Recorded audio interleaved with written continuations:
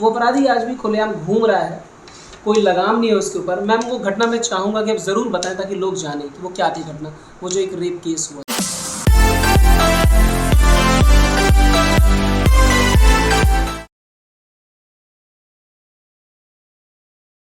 प्रणाम आप सभी को। मैं संजीव अरुण कुमार एक बार फिर से हाजिर हूँ आपके अपने चैनल गरुण टॉकीज़ में।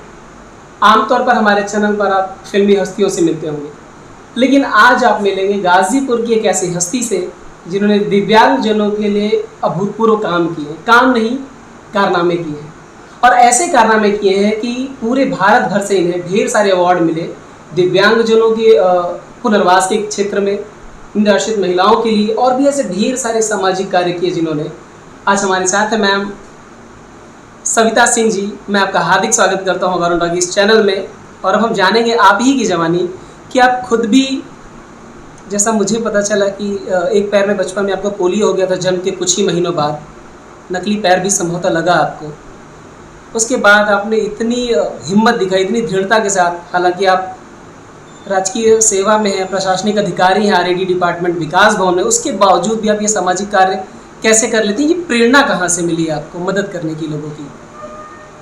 जब तक देखिए किसी को कष्ट ना हो, किसी को दर्द ना मिले, तब तक वो आदमी कुछ सीख ही नहीं सकता समाज में। जब आपको कोई कष्ट होगा, संघर्ष, तभी कर पाएंगे। तो वो पीड़ा, वो सारी चीज़ें तो मुझे मिली बचपन से ही। न मैंने दौड़ना सीखा, न मैंने कुछ जाना है कैसे दुनिया दौड़ती है, क्या होता है। बस बचपन ही ख़राब हो गया। 6 महीने की थी तभी पूरे शरीर में पैरालाइज हुआ था। ये नहीं था कि पैर ही खराब हुआ, पूरे शरीर में। लेकिन घर के हमारे लोग, माता पिता, सारे लोगों के प्रयास से, और समझिए कि इंटर तक मेरी दवा हुई है। जब इंटरमीडिएट भी तब तक मेरी दवा होती रही, और तब जा कर के कमर से मेरे पैर डैमेज हो गए। आपने शुरुआत कब की? जैसे मुझे पता है कि एक समर्पण संस्था भी आप चलाती हैं लोगों की मदद करने के लिए, खासतौर पर दिव्यांगजनों की मदद के लिए। ये शुरुआत कब हुई? ये हम 4-5 से 2004-5 जी। अभी मैं आपको बता दूं, जो भी दर्शक देख रहे हैं, मैं आपको ये बता दूं कि पूरे भारत भर से ढेर सारे पुरस्कार मिले, जिसमें मैं अगर प्रमुख रूप से नाम लूँ तो लगभग ए आर रहमान का नाम सभी लोग जानते हैं, मशहूर ऑस्कर अवार्ड विनर संगीतज्ञ हैं हमारे इंडिया के, उन्होंने अवार्ड दिया। मैं फ़ोटोज़ भी दिखाऊंगा आपको। फिल्मी हस्तियों की बात करें तो संगीत आशा पारिक जी ने आपको दिया है अवार्ड। ऐसे ढेर सारे अवार्ड, उस सब पे चर्चा करेंगे। फिलहाल मैं एक घटना का जिक्र करना चाहूँगा आपसे। ज़मानिया की घटना है संभवतः, जिसमें एक चंद्रदेव राम, अरंगी गांव है। चंद्रदेव राम को पता चला कि वो खाने भूखमरी के कगार पे, उनका शरीर पूरा सड़ गया था पीछे से, और चारपाई पे वो सोए थे। हम लोग पता चला तो मैं गई वहाँ भाग करके, और देखी तो पूरे गांव के लोग खड़े थे मुंह पे कपड़े लगा के। वो पिछाड़ी उसका पूरा सड़ गया था बंदे का, और समझिए कि उसमें कीड़े पड़ गए थे, जो कि आज लोग गाली देते हैं कि कहते हैं तो कि कीड़ा पड़ जाए, और उस आदमी का कीड़ा पड़ा था। उसको हम लोग एम्बुलेंस करके ले आए और यहाँ गाजीपुर हॉस्पिटल में भर्ती कर 15-20 दिन तक हम लोग देख रेख किए उसके, हॉस्पिटलाइज करके। और बाद में वो आदमी ज़िंदा नहीं बचा। इसके बाद हम लोग सोचे एम्बुलेंस भी सरकार की नहीं मिली, हम लोग खुद पैसा लगा के एम्बुलेंस करके उसकी लाश को ले गए। फिर सपा के एक सज्जन गए, वहाँ पे कुछ मदद किए, 2-4 हज़ार रुपये दिए, तो उसको उसके दाह संस्कार हुआ। फिर उसके बच्चे का हमने एडमिशन कराए, पढ़ाई लिखाई का जिम्मा लिए। तमाम राजनीतिक हस्ती हैं, तमाम सामाजिक लोग, ऐसी चीज़ें नहीं दिखाई देती लोगों को। हमारे ज़िले में कई चंद्रदेव राम हैं जो ढूंढने की ज़रूरत है उनको कि कैसे कैसे लोग हैं। निश्चित रूप से मैं बता दूं दर्शकों को कि गाज़ीपुर में हमेशा से कोई ना कोई मंत्री रहा है, विधायक हर क्षेत्र में होते हैं, लेकिन फिर भी उनकी नज़र में चीज़ें नहीं आई। आप एक काम कर रही हैं, जैसा मुझे लोगों से पता चलता है, निश्चित रूप से खुशी भी होती है कि आप ऐसे लोगों की मदद करती हैं। तो ये सीखना होगा जनप्रतिनिधियों को कि ये काम उनका है जो आप लोग कर रहे हैं समर्पण संस्था के साथ। एक घटना और है, अगर मैं बताऊँ खुशी क्या हो सकती है। आप भूखे को 2 रोटी दे दो, खुशी हो सकती है।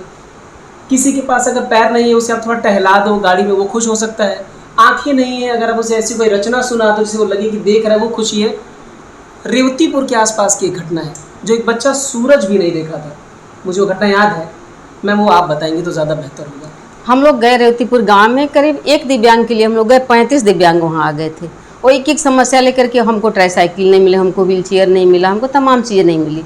वो जहाँ मैं गई वो पंडित जी का लड़का था, और उस लड़के की माँ ने कहा कि हमारा लड़का सूर्य नहीं देखा है, और ये लड़के को मैडम जी मैं घुमाना चाहती हूँ, पूरे गांव में घूमना चाहता है। और समझिए कि एक व्हील चेयर, जबकि उसी गांव में जनप्रतिनिधि पशुपतिनाथ राय जी थे, लेकिन नहीं दिला पाए लोग। मैं फिर दोबारा ये आश्वासन दे के मैं चली आई, फिर उसको व्हील चेयर हम लोग प्रोवाइड किए ले जाए खरीद करके, और बच्चा पूरे गांव में घूमा, इतना खुश था। एक व्हील चेयर दे के किसी को इतनी खुशी दे सकते हैं, कौन बड़ी चीज़ है। बिल्कुल। वैसे छोटी छोटी चीज़ें हैं जो उम्मीद लेके आते हैं, लोग मदद करें तो बहुत कुछ हो सकता है। तमाम दिव्यांगजन आते हैं, एक छोटी छोटी चीज़ के लिए पेंशन है, तमाम चीज़ें हैं, उनका पेंशन है, यूडीआईडी कार्ड है, जो भी चीज़ें डीआरएम ऑफिस से हम लोग सारे मदद करते हैं। हमारे जो कोऑर्डिनेटर हैं डिस्ट्रिक्ट में, मैंने कोऑर्डिनेटर हर ब्लॉक वाइज बना दिया है, और दिव्यांग बच्चे हैं। हाँ, और दिव्यांग बच्चे हैं, कोई सही आदमी नहीं, दोनों पैर खराब है, बैसाखी ला के चलते हैं, लोग बच्चे इतने मदद करते हैं। अगर समय रहता मैं सबको आपसे मिलवाती। तो मतलब हम ये कह सकते हैं कि आप उन दिव्यांगजन की मदद करने के हाँ, साथ साथ उनको हाँ, रोजगार भी देती हैं। हाँ, रोजगार हर साल प्रतिवर्ष हम लोग 10 लोगों को रोजगार देते हैं। तो आप स्वावलंबी भी बना रही हैं लोगों की, बहुत बेहतर। अभी और भी चीज़ों पर हम चर्चा करेंगे। मैम, हर साल इनका एक प्रयास रहता है कि दिव्यांगजनों की शादी भी कराती हैं। हाँ, शादियाँ कैसे कराती हैं मैम? वो यहाँ पे शादियाँ देखिए, यहाँ पे भी कई बार आश्वासन मिला। सुखवीर एग्रो एनर्जी जो कंपनी है, उनसे मैंने पहल किया, तो वो कहे कि आप 5-10 इकट्ठा करिए, 11 इकट्ठा करिए, तो मैं यहाँ शादी के लिए पूरा खर्च करूँगा।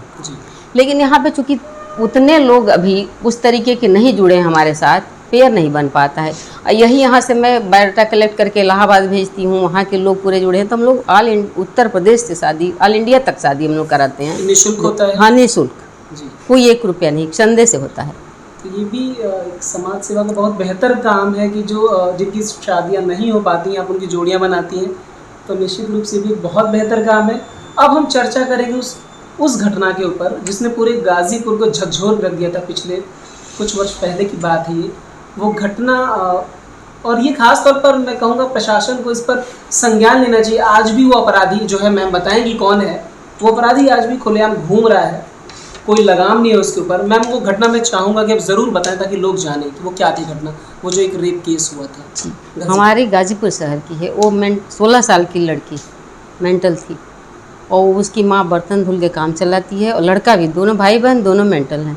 और उसके घर में ऐसा कांड कर दिया गया, और समझिए कि लड़की प्रेग्नेंट हो गई। उसको 9 महीने तक हम लोग झेले हैं, पूरा खर्च उठाए, फिर हॉस्पिटलाइज किए हम लोग, सारी जिम्मेदारी हमने लिया। फिर बच्चा पैदा हुआ, ऑपरेशन से 1 महीना हम लोग देख रेख किए, रुई से उसको दूध पिलाया जाता था, तमाम चीज़ें थी।